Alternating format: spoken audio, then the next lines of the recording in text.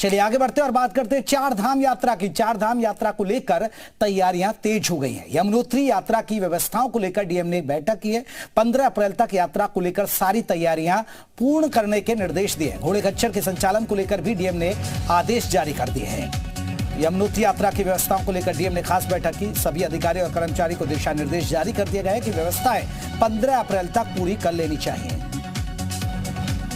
यमुनोत्री धाम की यात्रा की तैयारियों को लेकर एक बैठक हुई है, जिसमें माननीय विधायक जी यमुनोत्री और बड़ौदा जिला पंचायत नगर पालिका द्वारा भी इसमें हमें मार्गदर्शन प्रदान किया गया और जो चर्चा हुई उनके अनुरूप तैयारियां करने के लिए सभी निर्देश दिए गए हैं।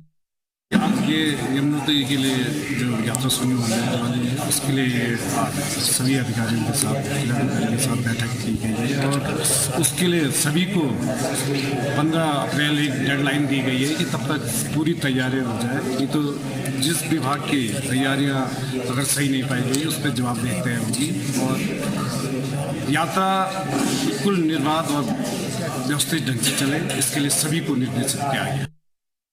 चलिए हमारे साथ हमारे सहयोगी रामानुज और ज्यादा अपडेट के साथ जुड़े हुए। रामानुज, अगर हम बात करें चार धाम की यात्रा का काउंटडाउन अब धीरे धीरे शुरू होने वाला और प्रशासन भी कहीं ना कहीं तैयारियों में जुट गया है, क्योंकि धामी सरकार की कोशिश है कि इस बार की चार धाम यात्रा है उसे ऐतिहासिक बनाया जाए।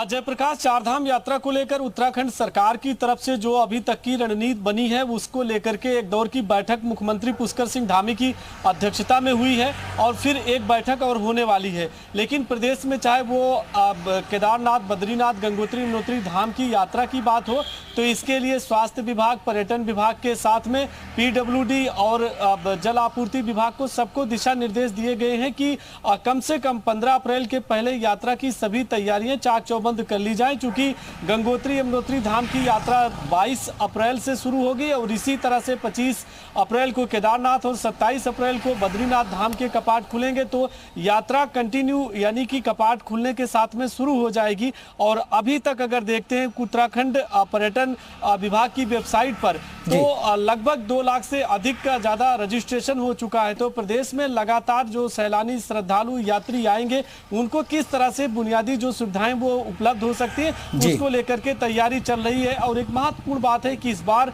हेल्थ को लेकर के श्रीनगर मेडिकल कॉलेज को बेस कैंप बनाया गया है, यानी कि बद्रीनाथ, केदारनाथ के साथ अगर कहीं भी किसी तरह से बिल्कुल इन बिंदुओं पर भी बात करेंगे रामानुज, इन बिंदुओं पर भी बात करेंगे। पहले हम दर्शकों को एक खबर दिखाते हैं कि कैसे तैयारी चल रही है। इन बिंदुओं पर बात करेंगे कि जो आम श्रद्धालु आएंगे उनके लिए क्या नियम फॉलो करने हैं। लेकिन पहले खबर दिखाते हैं, केदारनाथ धाम तक घोड़े और खच्चरों की आवाजाही शुरू हो चुके हैं, जोरों पर चल रहा है बर्फ हटाने का काम। उत्तराखंड में चार धाम यात्रा को लेकर तैयारियां जोरों पर है। आपको बता दें कि 11वें ज्योतिर्लिंग भगवान केदारनाथ के कपाट 25 अप्रैल को खुलने जा रहे हैं। वहीं केदारनाथ यात्रा की तैयारी के लिए जिला प्रशासन ने अधिकारियों ने सभी काम को समय रहते पूरा करने के निर्देश दिए हैं। इसी के तहत गौरीकुंड से केदारनाथ तक बर्फ हटाने का काम भी चल रहा है। आप तस्वीरों में देख सकते हैं इस काम को मजदूर तेजी से अंजाम दे रहे हैं। वहीं केदारनाथ धाम तक घोड़ा और खच्चरों की आवाजाही भी अब शुरू हो गई है।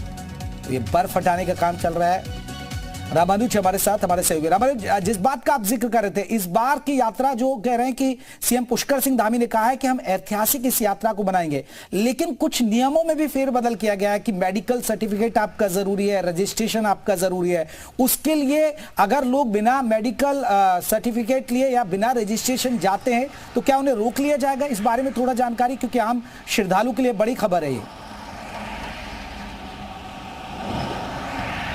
देखिए जयप्रकाश, अभी तक फिलहाल सरकार की तरफ से इस तरह की बात सामने नहीं आई है, लेकिन जो 2-3 बातें बड़ी महत्वपूर्ण हैं वो दर्शकों को जरूर बता देते हैं। पहला ये, अगर वो यात्रा करने के लिए आते हैं तो उत्तराखंड पर्यटन विभाग की वेबसाइट पर अपना रजिस्ट्रेशन करा सकते हैं। उसके लिए भी 4 प्रोविजन किया गया। व्हाट्सएप नंबर है, टोल फ्री नंबर है, वेबसाइट्स है और साथ में उनके लिए मैनुअली फोन करके भी वो अपना रजिस्ट्रेशन करा सकते हैं। एक दूसरा ये कि मेडिकल अगर करा के आते हैं तो किसी तरह से उनको परेशानी नहीं होगी, क्योंकि मैदानी क्षेत्रों में तापमान बहुत अधिक होता है और केदारनाथ में तापमान कम होता है। ऐसे में उनके सामने जो स्वास्थ्य की चिंताएं होती हैं वो नहीं आ सकती हैं। और तीसरी सबसे बड़ी बात यही है कि इस बार टोकन सिस्टम भी किया जा रहा है। लंबी कतारें आप देखते हैं बद्रीनाथ, केदारनाथ, गंगोत्री, यमुनोत्री धाम में, तो उससे बचने के लिए उत्तराखंड पर्यटन विकास परिषद ने एक टोकन सिस्टम शुरू किया है।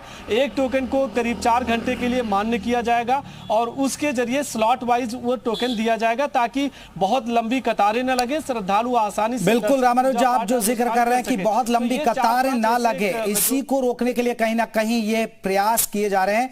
आपका बहुत बहुत शुक्रिया।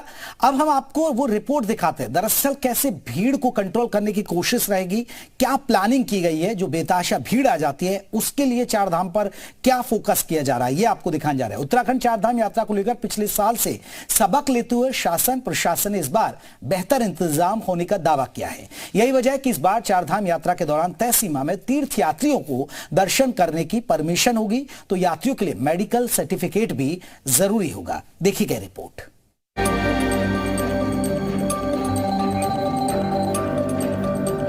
अप्रैल में शुरू होने जा रही चारधाम यात्रा के आगाज में अब कुछ ही वक्त बाकी है, लिहाजा शासन प्रशासन यात्रा की व्यवस्थाओं को पुख्ता करने में जुटा है।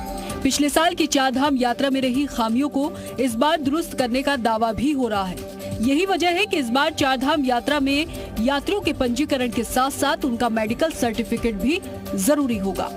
मुख्य सचिव एस एस संधू ने कहा कि इस साल की चारधाम यात्रा के दौरान भीड़ को नियंत्रित करने के लिए हर दिन की तय सीमा निर्धारित होगी।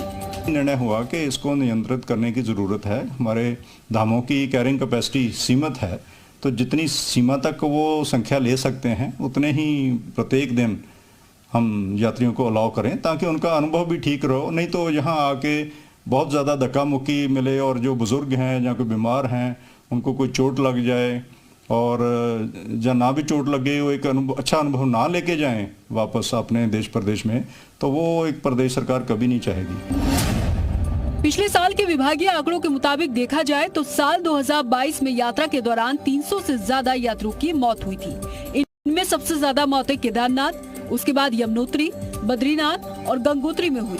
करीब 80% मौतें चिकित्सा मुद्दों से संबंधित रही, खासतौर पर कार्डियक अरेस्ट के चलते मौतें हुई। यही वजह है कि सरकार ने इस साल की चारधाम यात्रा में मेडिकल सर्टिफिकेट को मैंडेटरी करने के साथ साथ चारों धामों में हर दिन तय सीमा में तीर्थ यात्रियों के दर्शन को लेकर ये फैसला लिया है। सरकार को उम्मीद है कि इस बार और बेहतर इंतजामों के साथ चारधाम यात्रा का सफल संचालन होगा और देश दुनिया में सुरक्षित चारधाम यात्रा का संदेश जाएगा। सुरेंद्र डसीला, जी मीडिया।